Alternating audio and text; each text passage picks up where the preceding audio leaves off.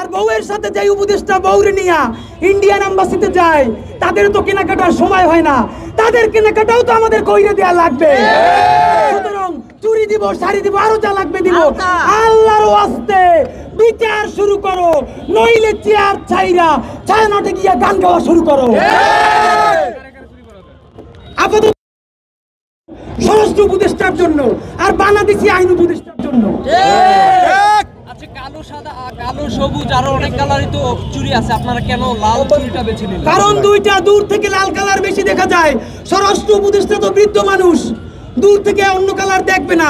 লাল চুরি দেখে যদি তার মধ্যে একটু বিচারের হাউস জাগে, মনে রাখবেন ভাইরা, হাসির কথা না, রক্ত লাল, সেই লাল রক্তে রঞ্জিত।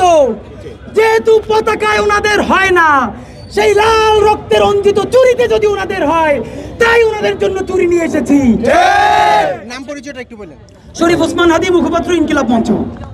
আমরা 5 মিনিট থাকি এখানে, দেখি আমরা আরো 5 মিনিট থাকবো, নয়তো আমরা ব্যারিকেড ভাঙার চেষ্টা করব।